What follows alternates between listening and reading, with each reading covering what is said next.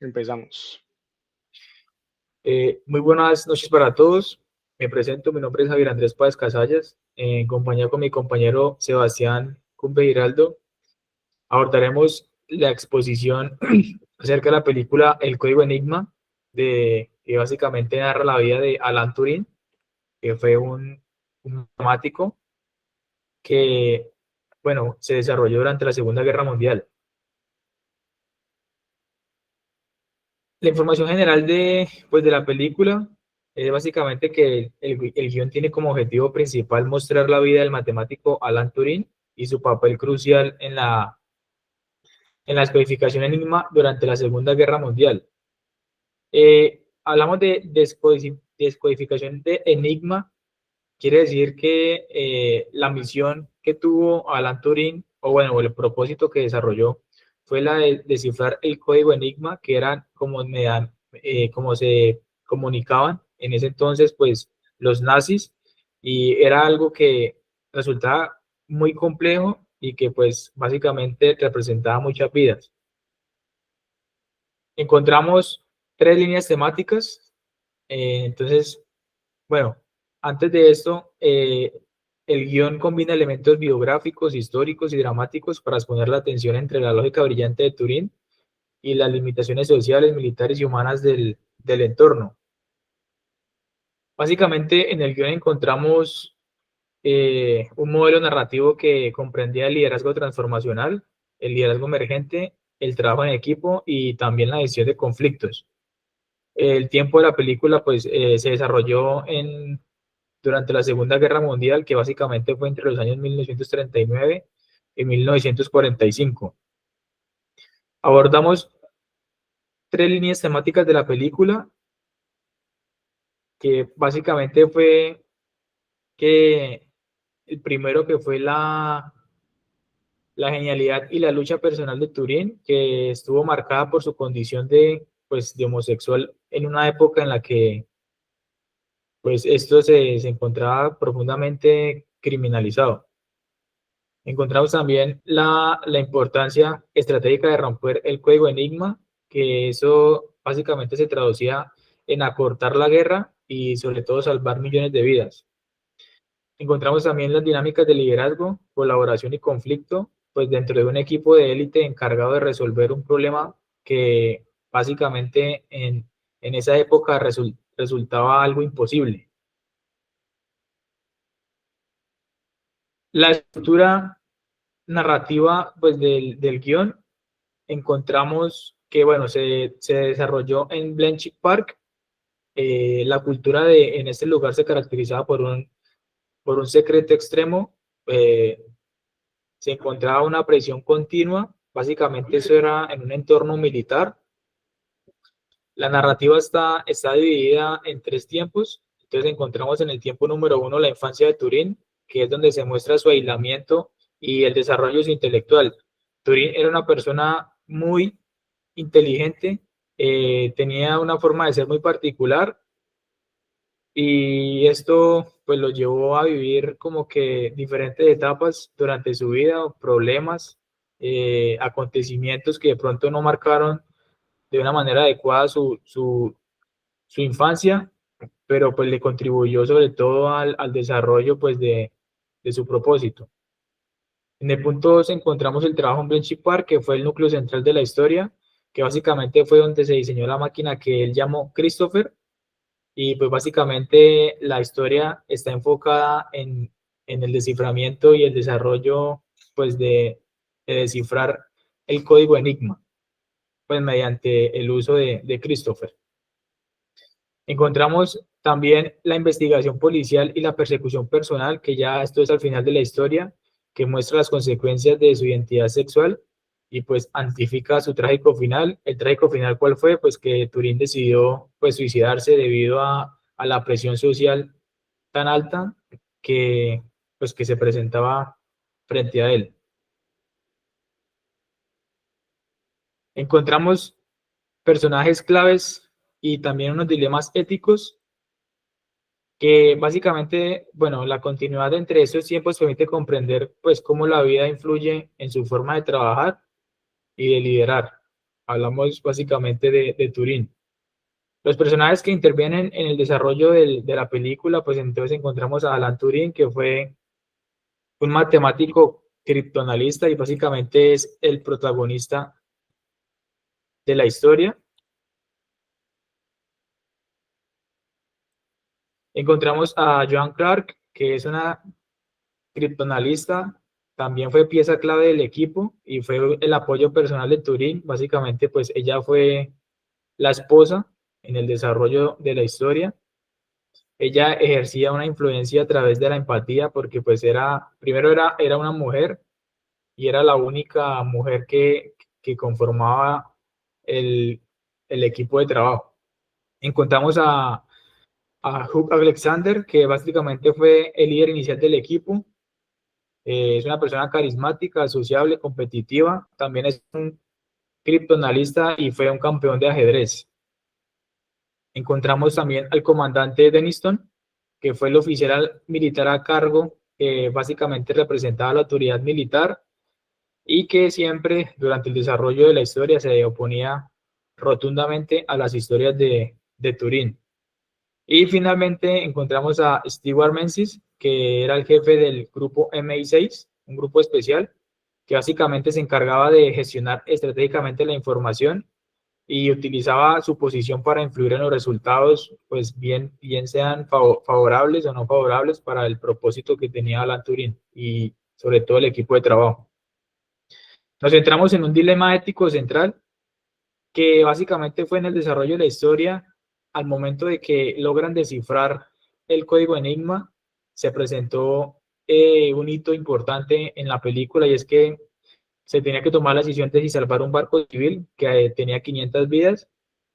Esto se podía hacer de manera inmediata, pero pues si se hacía esto, se contaba pues o se descubría frente a los nazis que ya encontraron su secreto de que revelaron el código Enigma y esto acarreaba que el código Enigma que ellos usaban para comunicarse pues desapareciera y cambiaran otra vez su modo de comunicación para el desarrollo de la guerra militar. Y frente a ese dilema ético central encontramos la decisión que tomó Turing, que pues básicamente él se basó en un enfoque utilitarista, que se basó básicamente en priorizar el objetivo a largo plazo de ganar la guerra, lo que podría salvar millones de vidas y versus sobre el rescate civil pues que se presentaba si lo hacían de manera inmediata frente a las 500 vidas que se encontraban en el barco civil.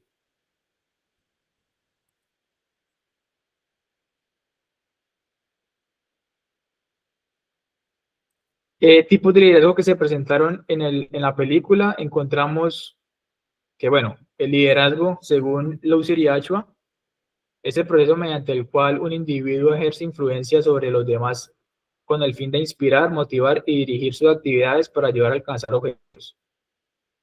Esto es lo que nos dice Jones y George, y lo que nos dice Louser y Achua es que también es el proceso de influencia para lograr objetivos por medio del cambio.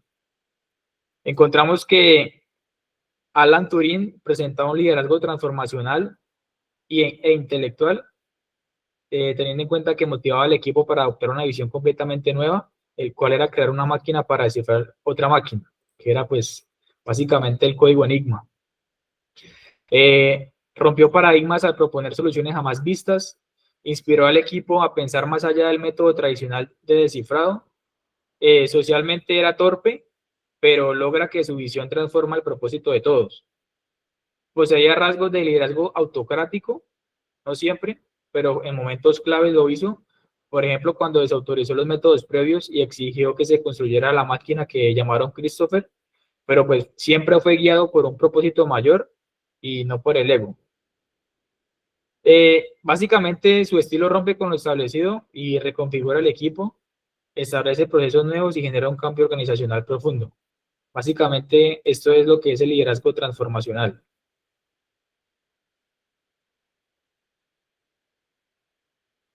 Encontramos también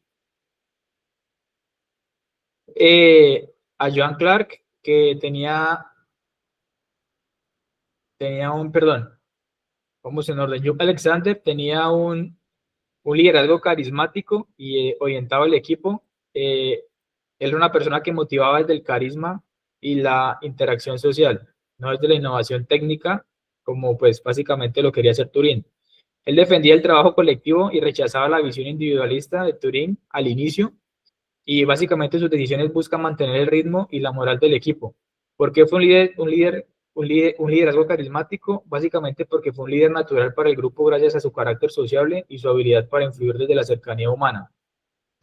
Encontramos también al comandante Denniston, que presentaba un liderazgo autoritario con el fin de que imponía decisiones basadas en jerarquía y no en razonamiento. Él rechazaba la propuesta de la máquina por considerarla demasiado costosa e impráctica, y obligaba a Turing a trabajar bajo presión y amenazaba con expulsarlo, lo que básicamente se traduce a un liderazgo centrado en la obediencia y la disciplina militar, algo característico del contexto bélico, y pues por eso pues el liderazgo autoritario de esta persona. Encontramos también a John Clark, que era un liderazgo participativo y de apoyo. Ella fomentaba la cohesión interna del grupo a través del respeto, la escucha y la diplomacia, motivaba a Turing a mejorar sus habilidades sociales y comunicativas y aportaba liderazgo técnico desde la colaboración. Básicamente su forma de influir desde la participación y la empatía, algo característico del liderazgo participativo, lo que generaba integración y estabilidad emocional en un entorno de alta presión. Y finalmente encontramos a Stewart Menzies, que poseía un liderazgo estratégico y político con el fin de que manejaba la información con fines geopolíticos. Él permitía que el proyecto continuara, pero siempre con fines de inteligencia, y controlaba al equipo y a Turing sin que ellos siempre lo supieran y que lo tuvieran presente. Básicamente su liderazgo era calculador, basado en la inteligencia estratégica y en la manipulación de transformación crucial para la guerra, lo que pues se traducía, perdón, en un liderazgo estratégico. Las formas de trabajo y perfiles de equipo en el desarrollo de la película, bueno, encontramos, lo dividimos en dos aspectos, que era básicamente al principio y luego al final. Entonces, encontramos que al inicio, Alexander, Kai Krenkros y otros criptoanalistas, eh, cada uno trabajaba independientemente en acertijos o técnicas de descifrado. Y eso pasó cuando, antes de iniciarse la construcción de la máquina, cuando no existía una visión unificada. Básicamente, al principio fueron un grupo de trabajo, porque un grupo de trabajo es un conjunto de personas que trabajan en tareas individuales. Pues básicamente esto ocurría antes de que Turing estableciera un propósito común. Y finalmente, posterior a esto, empezaron a trabajar como un equipo, pues cuando ya finalmente conformaron la integración con la máquina. Básicamente, el equipo estaba compuesto por Turing, que era el líder técnico, Joan como analista clave, Alexander Crankron y los demás participantes. ¿Por qué el equipo? Porque se coordinaban roles específicos, el cual era el diseño, la calibración, la clasificación de mensajes, análisis lingüístico y también muy importante la toma de decisiones. ¿Cuándo se presentó esto? Desde el momento en que Turing obtiene autoridad formal para liderar y reorganizar al equipo. Un equipo, como bien sabemos, se forma cuando hay un propósito compartido, roles definidos y un método de colaboración, o cual ocurrió pues cuando se conformó la integración del equipo de trabajo para la creación de la máquina Christopher. Entonces, básicamente tenemos la transición de un grupo a un equipo en el desarrollo de la película. ¿Qué perfiles de equipo se presentaron? Bueno, acá encontramos perfiles funcionales, que encontramos a Alan Turing, que era un innovador y técnico visionario. Básicamente, la función de él era resolver problemas complejos, crear procesos, diseñar soluciones y básicamente hacerlo de manera inédita. ¿Qué aportaba? Aportaba un pensamiento disruptivo y su alta capacidad matemática. Encontrábamos también a John Clark, que presentaba un perfil de analista integradora. Básicamente su función era combinar la lógica matemática con la cohesión social del equipo. ¿Qué aportó? Aportó análisis criptográfico y un equilibrio emocional. Encontramos también a Hugh Alexander, que poseía un perfil de coordinador. Básicamente cumplía la función de organizar tareas, motivaba al grupo, distribuía las responsabilidades. ¿Y qué aportó? Aportó el liderazgo operativo. Y finalmente encontramos a John Cairncross, que presentaba el perfil de ejecutor disciplinado, y básicamente la función que empleaba y desarrollaba era seguir procesos, manteniendo el orden de archivos y un buen analista de patrones. Finalmente, ¿qué aportó? Aportó la constancia y la precisión para el desarrollo del objetivo principal. Encontramos también perfiles de personalidad. Encontramos que Alan Turing era una persona introvertida y lógica. ¿Qué rasgos poseía? Pues era socialmente torpe, directo y perfeccionista. ¿Qué impacto causó? Pues él generó fricción en el equipo de trabajo, pero pues su genialidad se fundamentó para el desarrollo del proyecto. Encontramos a Joan Clark, que era una diplomática racional. Rasgos que presentaba: era empática, analítica y serena. ¿Qué impacto tuvo en el equipo de trabajo? Redujo tensiones y favoreció la comunicación interpersonal. Jupp Alexander presentó un perfil de personalidad competitivo, sociable. Los rasgos que presentaba era que era carismático, orgulloso y era muy competitivo con Turing. Y desarrolló, impactó en el equipo de trabajo de la manera que aumentaba la motivación del grupo, aunque generaba rivalidad inicialmente. Y finalmente John Cairncross, él era reservado y calculador, pues presentaba los rasgos de ser silencioso y sobre todo estratégico, y el impacto que presentó en el equipo de trabajo fue que aportaba la estabilidad, pero ocultaba información que era crítica. También encontramos perfiles negativos,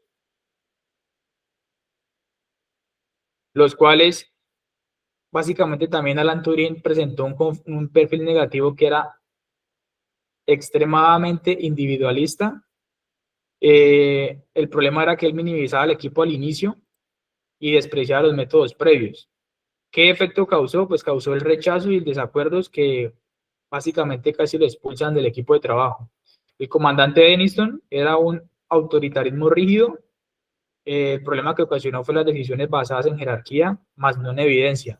Causó que básicamente se limitara la innovación y casi frustra el desarrollo del proyecto. Cairncross era una persona de doble lealtad. Perdón, me salté. Sigo con Jupp Alexander. Básicamente él era competitivo y poco sociable. El problema que presentaba era que realizaba con Turing y saboteaba indirectamente su liderazgo. Y pues el efecto que causó fuera que se retrasó mucho tiempo la transición de ser un grupo a un equipo de trabajo. Y finalmente encontramos a John Cairncross, que era una persona con doble lealtad. Presentó el problema de que actuaba como un espía soviético que después fue descubierto y ocultaba mucha información. Y el efecto que generó eso en el equipo de trabajo era que generó muchos riesgos estratégicos para la misión que se tenía planteada inicialmente. Bueno, así vamos a continuar entonces con los grupos. Primeramente teníamos el grupo formal, donde en la película se observaba claramente que el grupo formal era el equipo oficial de criptoanalistas asignados a Bletchley Park. Este grupo es creado por una organización estatal y cada miembro tiene roles y responsabilidades específicas. El objetivo está ya definido, que era descifrar el enigma. Es un equipo con jerarquía, funciones establecidas y reglas muy estrictas porque trabajaban para el gobierno británico en plena guerra. Y por otro lado tenemos el grupo informal. Entonces la siguiente, por favor. En el grupo informal aparecía como que se daba cuando algunos miembros del equipo empiezan a generar vínculos personales, conversacionales más cercanos y un apoyo emocional. Por ejemplo, la amistad al principio que se había creado entre John Clark y Turing, o los momentos donde el equipo comparte frustraciones, alegrías o ideas fuera del ámbito estructurado. Esos grupos son importantes porque ayudan al clima laboral, a la confianza y a la cooperación, incluso si no están previstos en la estructura oficial. Vamos con el punto 6, los estilos de comunicación. En este punto se analizaron 3 estilos de comunicaciones distintos, que son la agresiva, asertiva y pasiva, como se van a ver reflejados en las diapositivas de acuerdo a las escenas de la película. Empezamos con la comunicación agresiva, que aparecía especialmente en el personaje del comandante Denniston, quien imponía orden, descalificaba ideas y actuaba desde la autoridad. Un ejemplo puntual de esto es cuando amenaza por cerrar el proyecto de Turing si no muestra avances en menos de 30 días. Este es un estilo autoritario de presión donde no se permite el diálogo y se genera miedo o tensión en el equipo. Vamos con la comunicación pasiva, la siguiente, con comunicación asertiva, sí, donde aparece especialmente el personaje Joan Clark. Ella expresa sus ideas con respeto, argumenta con claridad y establece límites sin imponer ni evitar el conflicto. Por ejemplo, cuando conversa con Turing y le explica la importancia de comunicarse mejor con el resto del equipo. Joan Clark lo que logra es transmitir su mensaje sin atacar y sin callar, y eso mejora el ambiente general del grupo. Pasemos con la comunicación pasiva ahora sí, donde finalmente encontramos una comunicación pasiva en Joan Cairncross, aparte de los que ya están mencionados ahí como Alan Turing y Peter Hilton. Tenemos la mención honorífica de John Cairncross, quien al inicio prefiere no contradecir a Turing o al comandante. En varios momentos evita conflictos, guarda silencio o se mantiene al margen. Incluso cuando tiene información relevante, este estilo, aunque busca evitar problemas, puede generar falta de claridad o decisiones incompletas dentro del grupo. Pasamos con el punto 7 del coaching en la película. En cuanto al tema del coaching, se identificaron dos tipos principales, uno que es el coaching directo y uno que es el coaching de apoyo. En el coaching directo tenemos a Alan Turing como coach directivo. Él guía al equipo desde su conocimiento técnico, enseñándoles nuevos métodos para descifrar a Enigma, da instrucciones claras, establece los pasos a seguir y orienta el trabajo hacia el uso de la máquina Christopher. Aquí el coaching es muy estructurado porque depende directamente de su experiencia y de su rol como líder técnico. Mientras que en el coaching de apoyo, que es el segundo tipo que tenemos de ejemplo a Joan Clark hacia Alan Turing, sabiendo que el coaching de apoyo es un coaching más emocional y motivacional. En este caso de la película, Joan ayuda a Turing a desarrollar habilidades blandas como la comunicación, la empatía y el manejo de tensiones dentro del equipo. Esto no tiene que ver con la parte técnica, sino con acompañarlo en su crecimiento personal y social para mejorar así la dinámica general del trabajo. Vamos con el punto 8, los temperamentos de negociadores. En este punto se analizan cuatro temperamentos que se pueden ver a través de diferentes personajes al momento de negociar decisiones importantes. Tenemos el temperamento analítico. De ejemplo, tenemos a Alan Turing, el cual negocia desde datos, evidencia y desde lógica. Siempre prioriza la razón sobre las emociones, especialmente cuando defiende la necesidad de construir la máquina. Tenemos también el temperamento competitivo, resaltando a Denniston, que es un negociador competitivo buscando imponer su autoridad, ganar la discusión y mantener control total en su autoridad. Se ve claramente cuando intenta cerrar el proyecto de Turing sin considerar otras opciones. Pasemos con el temperamento colaborativo. Tenemos a Joan Clark. Ella busca acuerdos, fomenta el diálogo y propone soluciones que beneficien al equipo completo. Negocia desde la cooperación y no desde el conflicto. Y finalmente tenemos el temperamento estratégico. Se ve reflejado por Menzies del MI6, que muestra un temperamento estratégico en la toma de decisiones pensando en el impacto global de la guerra. Él negocia desde la visión de largo plazo, incluso cuando esto implica decisiones difíciles como no intervenir para salvar el barco civil. Tenemos ya finalmente el punto 9, que es la pregunta creada por nosotros como grupo. Estructuramos cómo influyó la diversidad cognitiva y emocional del equipo de Bletchley Park en el liderazgo y la toma de decisiones que permitieron descifrar Enigma. La película muestra que la diversidad fue clave para el éxito. Cada miembro aportó habilidades diferentes. Turing desde la lógica, John Clark desde la empatía y el análisis, Alexander desde lo social y Menzies desde lo estratégico. La mezcla de todo esto permitió tomar decisiones más completas, equilibrar la presión emocional y crear así soluciones más innovadoras. Si todos hubieran tenido el mismo perfil, la misión probablemente habría fracasado. La diversidad cognitiva y emocional fue la base para un liderazgo más fuerte y un trabajo en equipo realmente efectivo. Y continuamos con las conclusiones.